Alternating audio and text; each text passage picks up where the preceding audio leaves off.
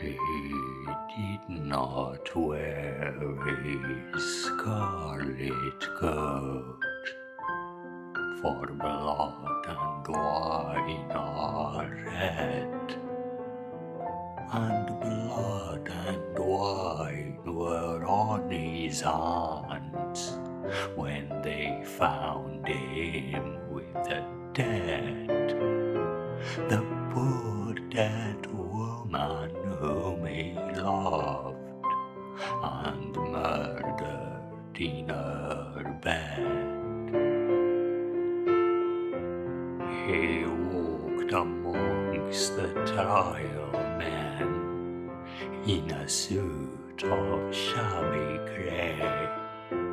A cricket cap was on his head, and his step seemed light and gay.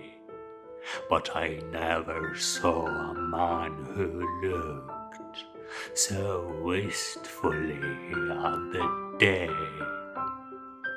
I never saw a man who looked with such a wistful eye upon that little tent of blue which prisoners call the sky, and at every drifting cloud that went with sails of silver by.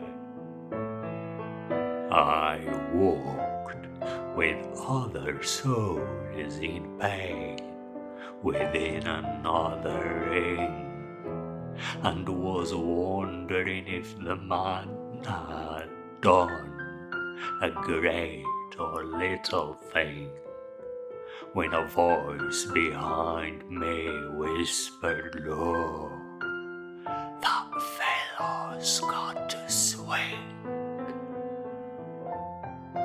Dear Christ, the very prison walls suddenly seemed to reel, and the sky above my head became like a cask of scorching steel.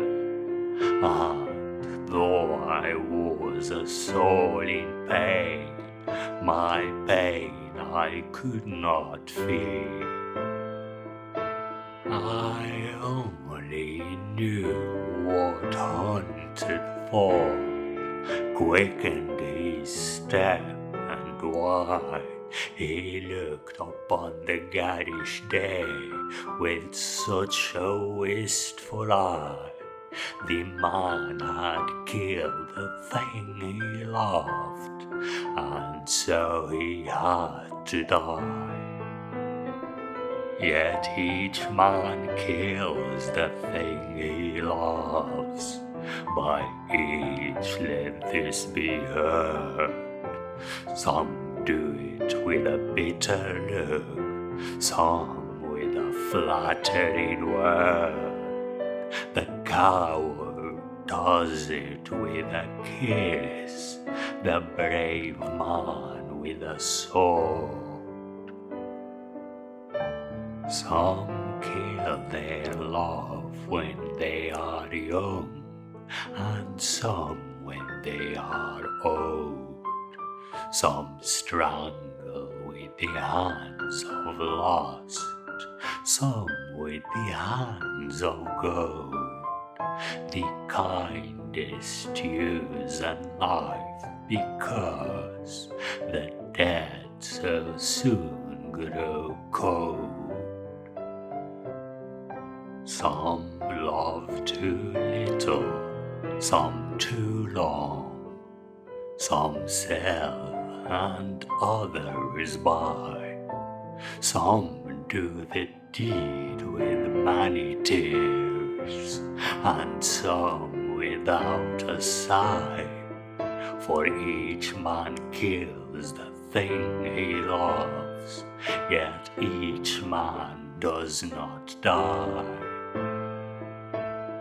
He does not die a death of shame on a day of dark disgrace, nor have a noose about his neck, nor a cloth upon his face, nor drop feet foremost through the floor into an empty space. He does not sit with silent men who watch him night and day, who watch him when he tries to weep and when he tries to pray, who watch him lest himself should rob the prison of its prey. He does not wake at dawn to see the red figures throng his room, the shivering chaplain robed in white, the sheriff stern with gloom, and the governor all in shiny black with the yellow face of doom.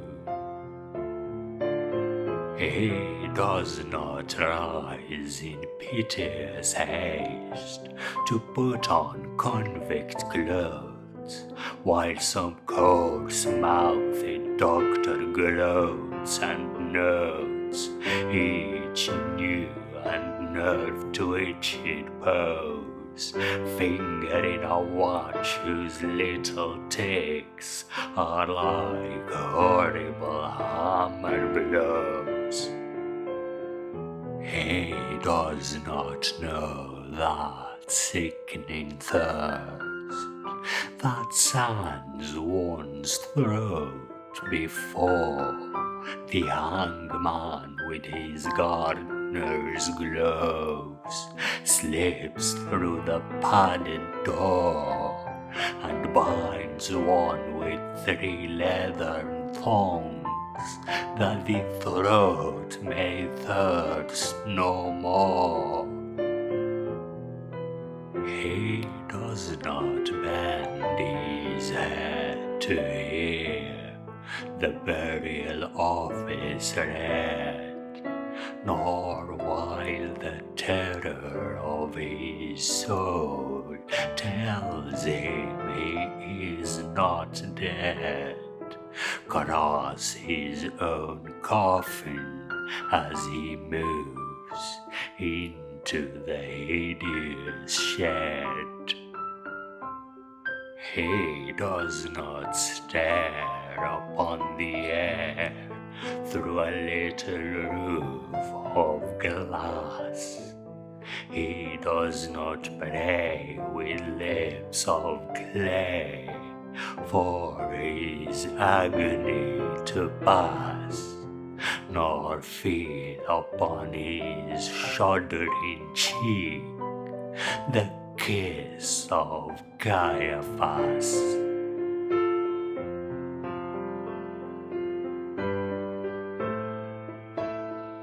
"6 weeks the wardsman walked the yard in the suit of shabby grey.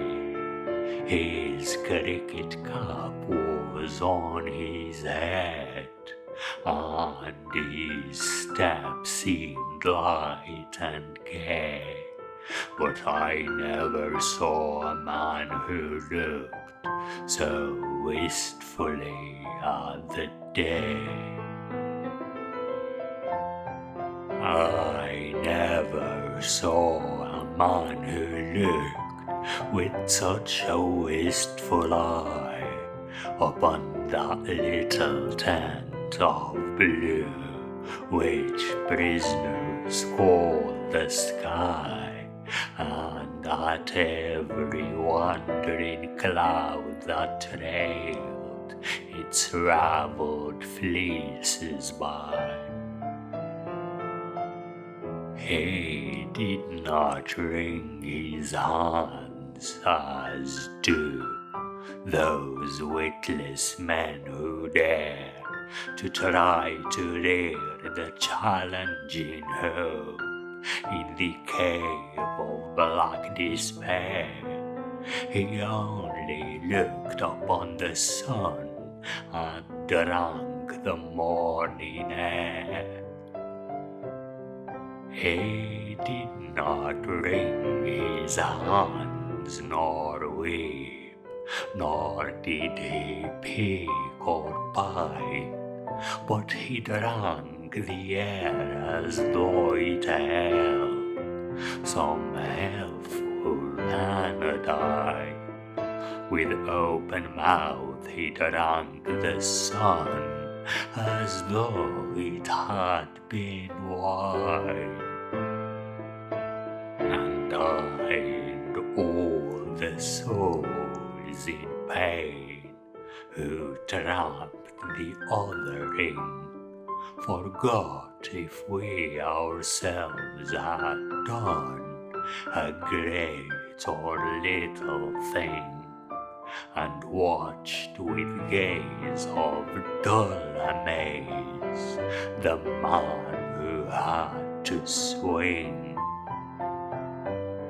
For strange it was to see him pass with a step so light and gay, and strange it was to see him look so wistfully at the day, and strange it was to think that he had such a debt to pay. For oak and elm have pleasant leaves that in the springtime shoot, but grim to see is the gallows tree with its alder-beaten root, and green or dry a man must die before it bears its fruit. The loftiest place is that seat of grace, for which all worldlings try. But who would stand in hempen band upon a scaffold high, and through a murderer's collar take his last look at the sky? It is sweet to dance to violins when love and life are fair, to dance to flutes, to dance to lutes is delicate and rare, but it is not sweet with nimble feet to dance upon the air. So with curious eyes and sick surmise we watched him day by day, and wondered if each one of us would end the self-same way, for none can tell to what red hell his sightless soul may stray. At last the dead man walked no more amongst the trial men, and I knew that he was standing up in the black dog's dreadful pen, and that never would I see his face in God's sweet world again. Like two doomed ships that pass in storm, we had crossed each other's way, but we made no sign, we said no word, we had no word to say, for we did not meet in the holy night, but in the shameful day. prison wall was around us both. Two outcast men we were. The world had thrust us from its heart, and God from out his care. And the iron gin that waits for sin had caught us in its snare. In debtor's yard the stones are hard, and the dripping wall is high. So it was there he took the air beneath the leaden sky, and by each side a warder walked, for fear the man might die. Or else he sat with those who watched his anguish night and day, who watched him when he rose to weep, and when he crouched to pray, who watched him lest himself should rob their scaffold of its prey. The governor was strong upon the Regulations Act. The doctor said that death was but a scientific fact, and twice a day the chaplain called and left a little tract, and twice a day he smoked his pipe and drank his quart of beer. His soul was resolute and held no hiding place for fear. He often said that he was glad the hangman's hands were near. But why he said so strange a thing, no warder dared to ask, for he to whom a watcher's doom is given as his task must set a lock upon his lips and make his face a mask, or else he might be moved and try to comfort or console. And what should human pity do, pent up in murderer's hole? What word of grace in such a place could help a brother's soul? With slouch and swing around the ring, we trod the fool's parade. We did not care, we knew we were the devil's own brigade, and shaven head and feet of lead make a merry masquerade. We tore the tarry rope to shreds with blunt and bleeding nails. We rubbed the doors and scrubbed the floors and cleaned the shining rails, and rank by rank we soaped the plank and clattered with the pails.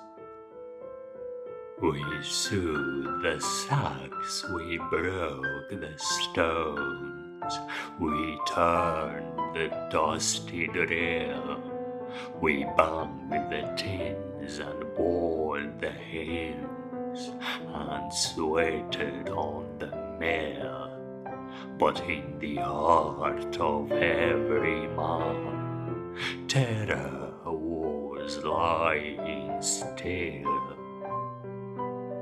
So still it lay that every day crawled like a weed-clogged wave, and we forgot the bitter lot that waits for fool and knave, till once as we tramped in from work, we passed an open grave. With yawn in mouth, the yellow hole gaped for a living thing. The very mud cried out for blood to the thirsty asphalt ring, and we knew that ere on dawn grew fair, some prisoner had to swing.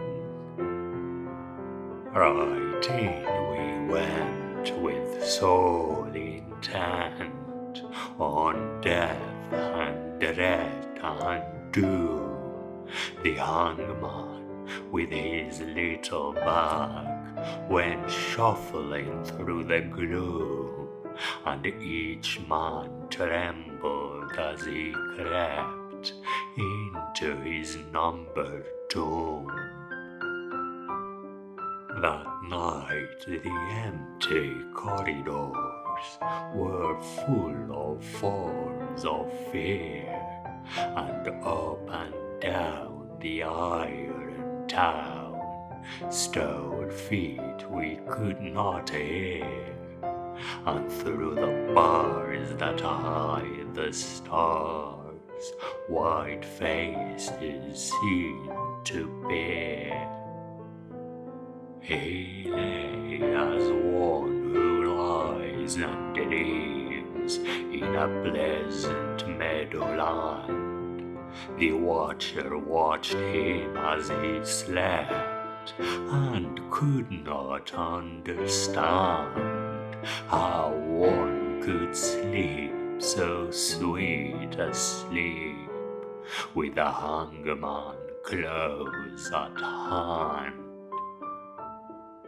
But there is no sleep when men must weep, who never yet have wept.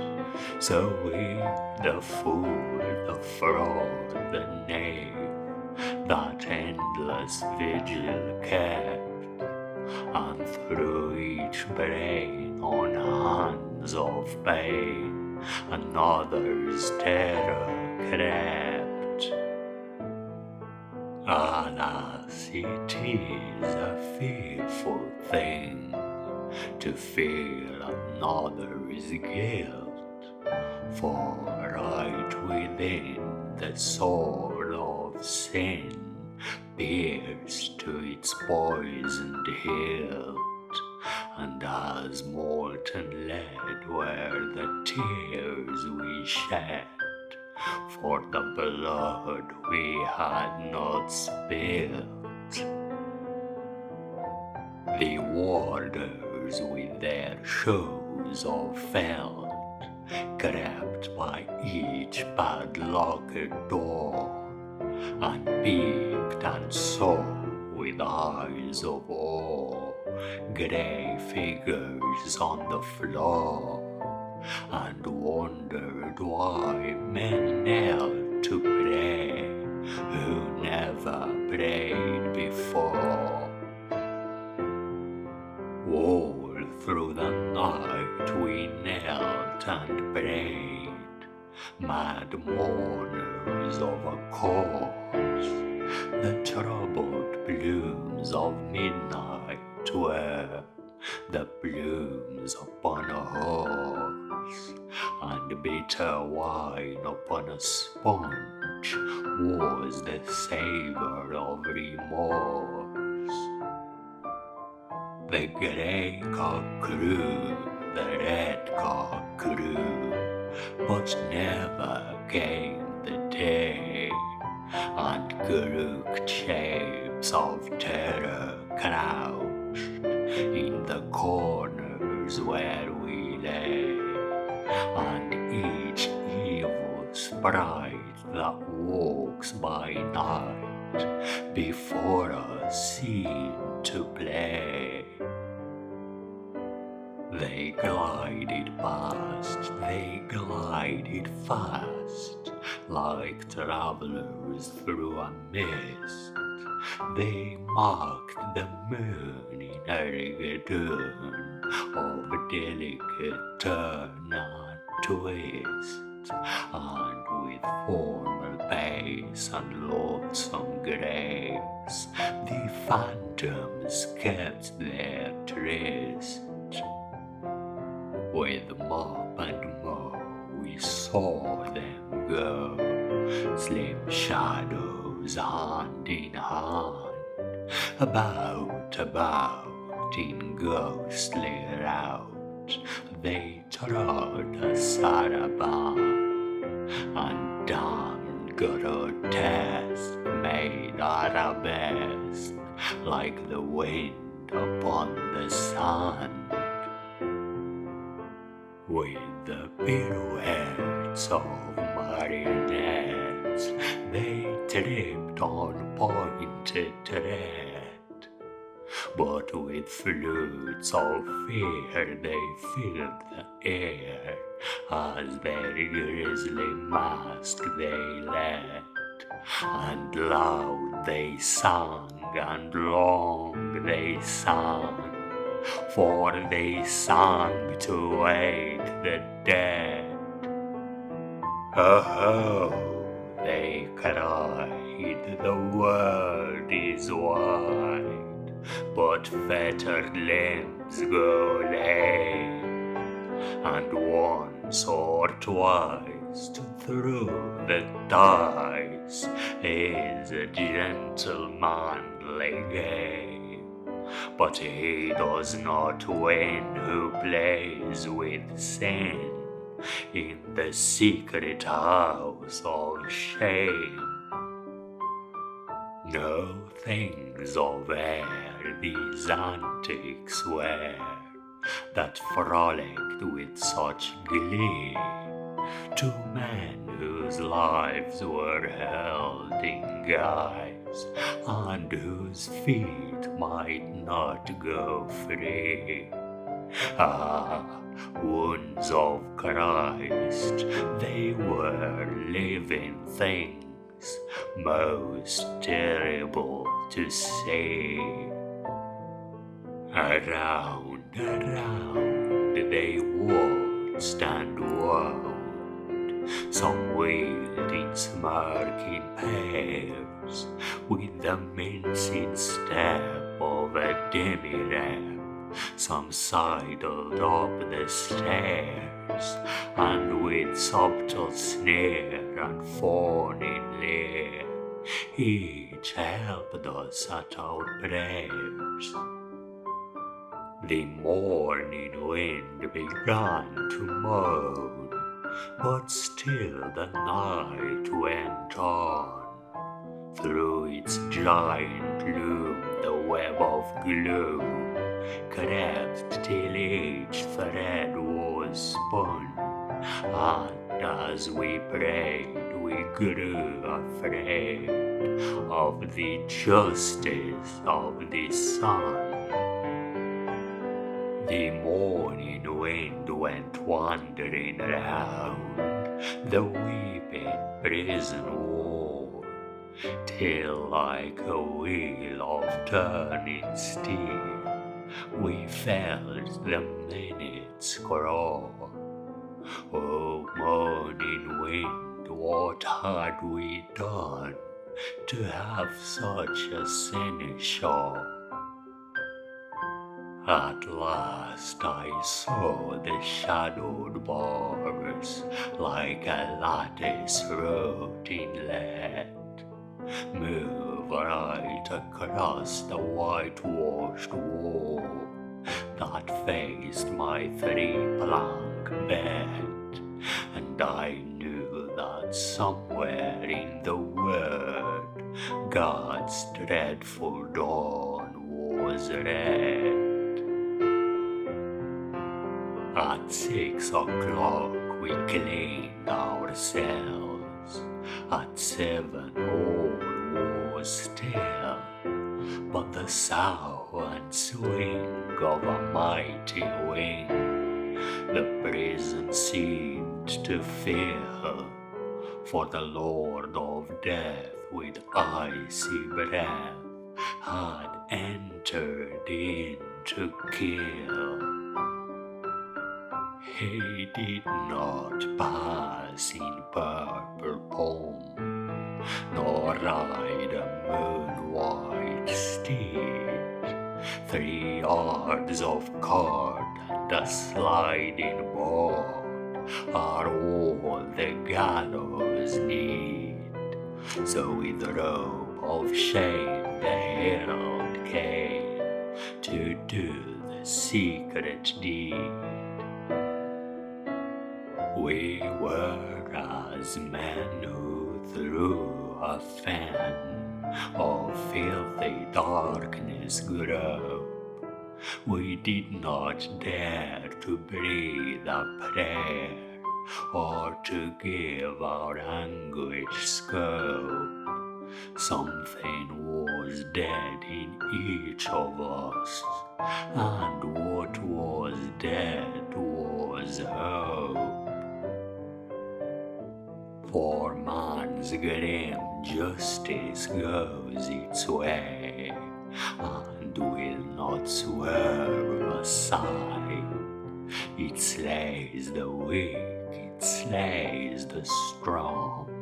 It has a deadly stride. With iron heel it slays the strong, the monstrous parasite. We waited for the stroke of 8. Each tongue was thick with thirst, for the stroke of 8 is the stroke of fate that makes a man a curse, and fate will use a running noose for the best man and the worst. We had no other thing to do save to wait for the sign to come. So, like things of stone in a valley lone, quiet we sat and dumb, but each man's heart beat thick and quick, like a madman on a drum. With sudden shock the prison clock smote on the shivering air, and from all the jail rose up a wail of impotent despair, like the sound of frightened marshes air from some leper in his lair.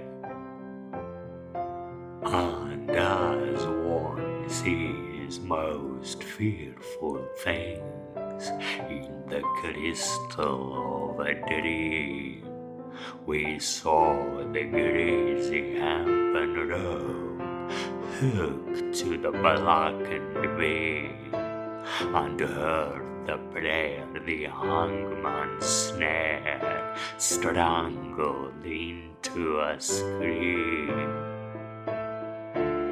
And all the woe that moved him so, that he gave that bitter cry, and the wild regrets and the bloody sweats, none knew so well as I. For he who lives more lives than one, more deaths than one, must die. There is no chapel on the day on which they hung younger man. The chaplain's heart is far too thick, or his face is far too wan, or there is that written in his eyes which none should look upon. So they kept us close till nigh on noon, and then they rang the bell, and the warders with their jingling keys opened each listening cell, and down the iron stair we tramped, each from his separate hell.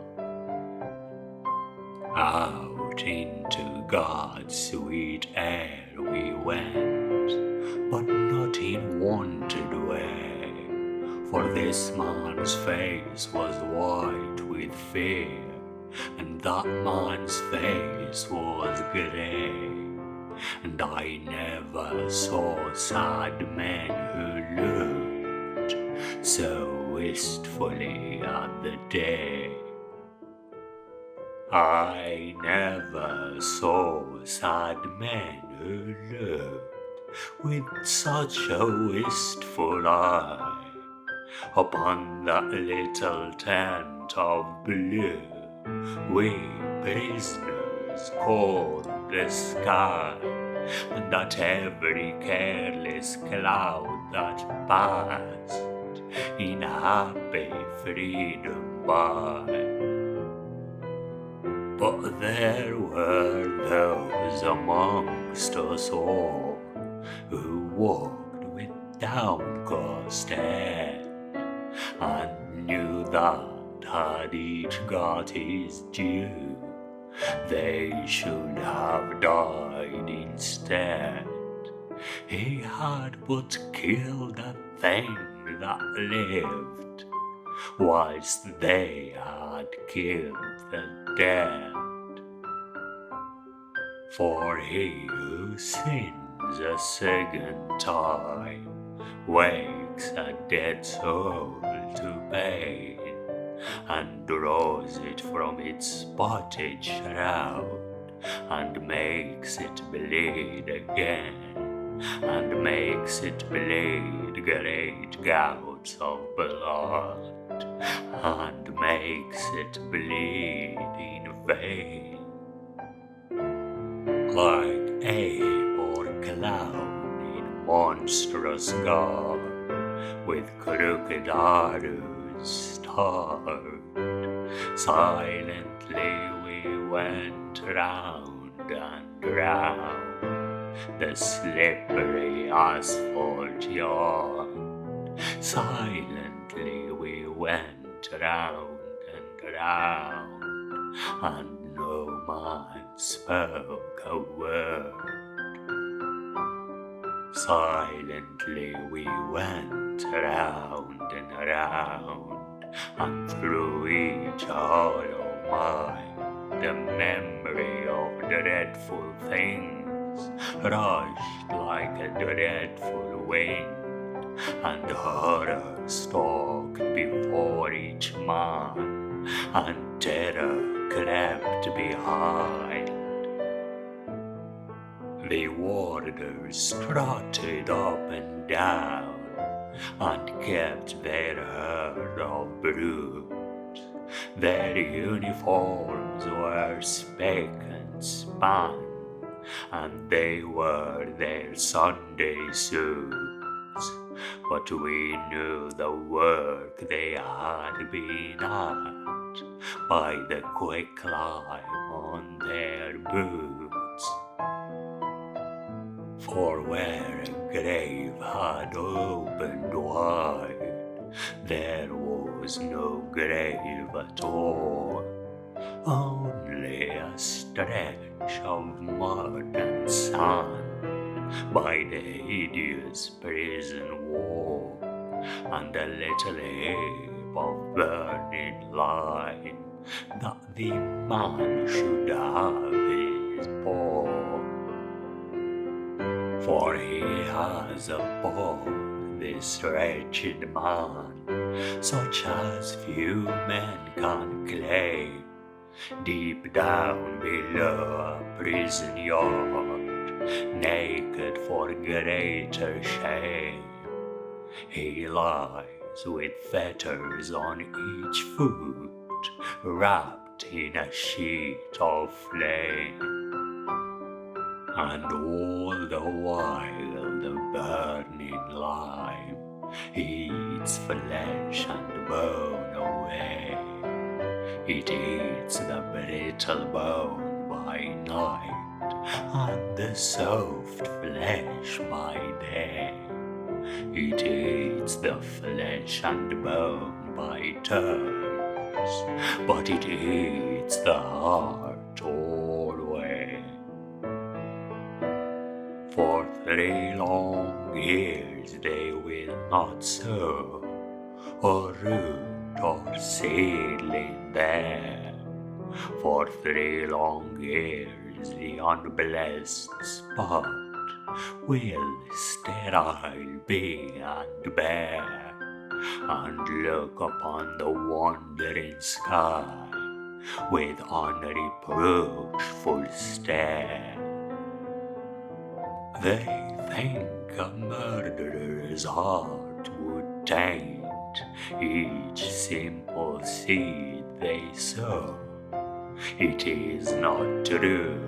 God's kindly earth is kindlier than men know, and the red rose would but gloom or red, the white rose whiter below. Out of his mouth a red rose, out of his heart a white. For who can say by what strange way Christ brings his will to light, since the barren staff the pilgrim bore bloomed in the great Pope's sight. But neither milk-white rose nor red may bloom in prison air. The shard, the pebble, and the flint are what they give us there, for flowers have been known to heal a common man's despair. So never will wine red rose nor white, petal by petal fall on that stretch of mud and sand that lies by the hideous prison wall, to tell the men who tramp the earth that God's Son died for all. Yet though the hideous prison wall still hems him round and round, and the spirit may not walk by night, that is with fetters bound, and the spirit may but weep that lies in such unholy ground. He is at peace, this wretched man, at peace or will be soon. There is no thing to make him mad, nor does terror walk at noon. For the lampless earth in which he lies has neither sun nor moon. They hanged him as a beast is hanged. They did not even toll a requiem that might have brought rest to his startled soul. But hurriedly they took him out and hid him in a hole. They stripped him of his canvas clothes and gave him to the flies. They mocked the swollen purple throat and the stark and staring eyes, and with laughter loud they heaped the shroud in which their convict lies. The chaplain would not kneel to pray by his dishonored grave, nor mark it with that blessed cross that Christ for sinners gave, because the man was one of those whom Christ came down to save. Yet all is well, he has but passed to life's appointed bourne, and alien tears will fill for him pity's long broken horn, for his mourners will be outcast men, and outcasts always mourn. I know not whether laws be right or whether laws be wrong. All that we know who lie in jail is that the wall is strong, and that each day is like a year whose days are long. But this I know, that every law that men have made for man, since first man took his brother's life, and the sad world began, but straws the weight and saves the chaff with a most evil fan. This too I know, and wise it were if each could know the same, that every prison that men build is built with bricks of shame, and bound with bars lest Christ should see how men their brothers maim. With bars they blur the gracious moon, and blind the goodly sun, and they do well to hide their hell, for in it things are done that Son of God nor Son of Man ever should look upon.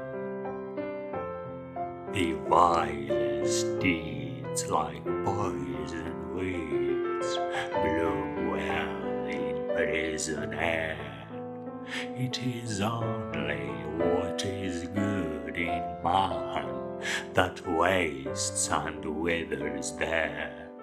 Pale anguish keeps the heavy gate, and the warder is despair. For they stole the little frightened child, till it weeps both night and day, and they scourge the weak and flog the fool, and jive the old and grey, and some grew mad and all grew bad, and none a word may say. Each narrow cell in which we dwell is a foul and dark latrine, and the fetid breath of living death chokes up each grated screen, and all my lost is turned to dust in humanity's machine. The brackish water that we drink creeps with a loathsome slime, and the bitter bread they wave in scales is full of chalk and lime, and sleep will not lie down but walks wide-eyed and cries to time. But though in hunger and green thirst, like us will other fight, we have little care of prison fare, or what chills and kills outright is that every stone one lifts by day becomes one's heart by night,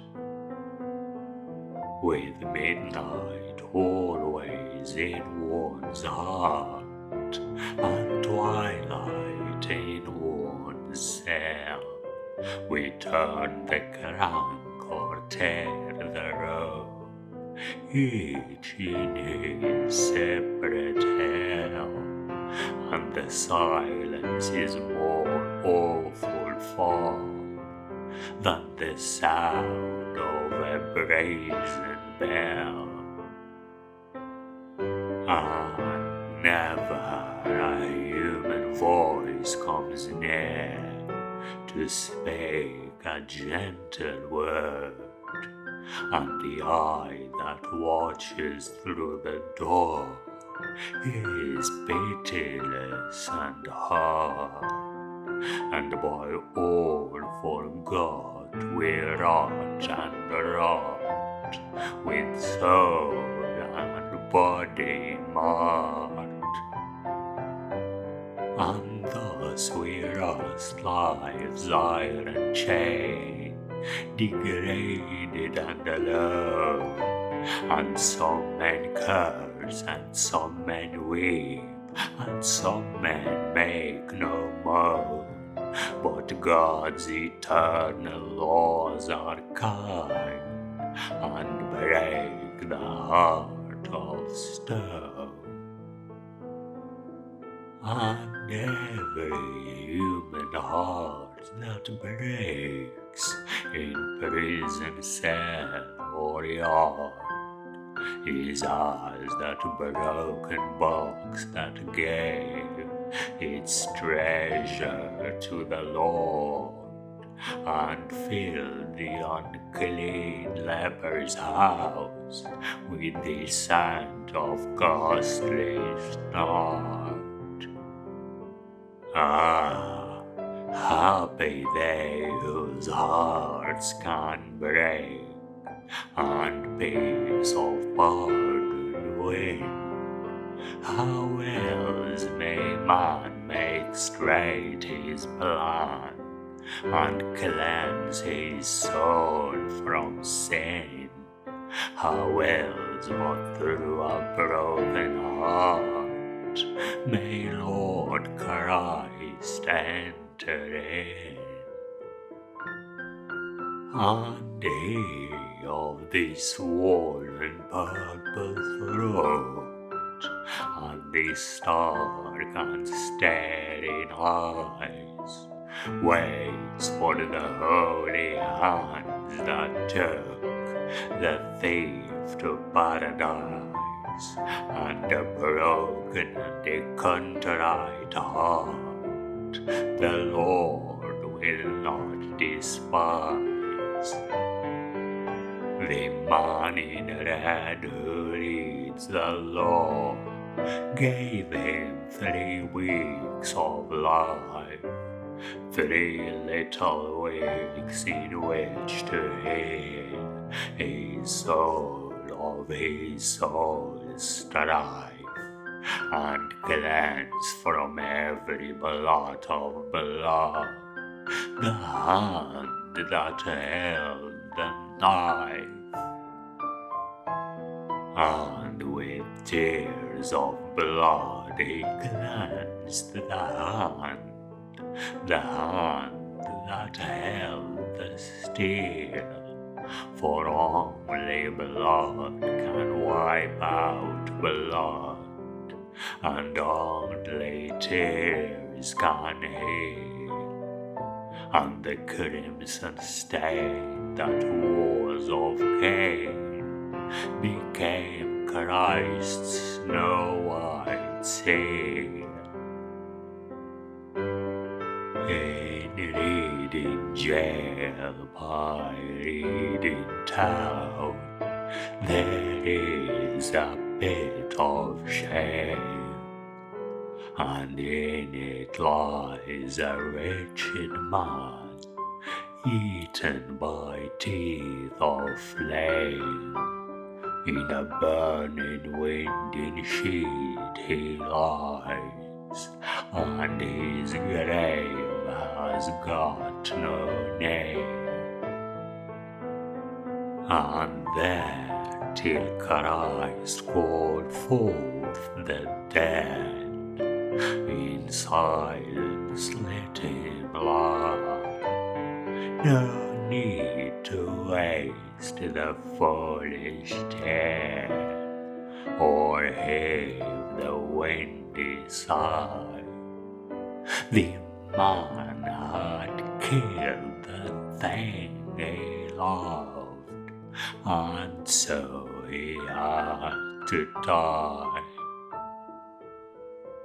And all men kill the thing they love. By all let this be heard. Some do it with a bitter look, some with a flattering word. The coward does it with a kiss, the brave man with a sword.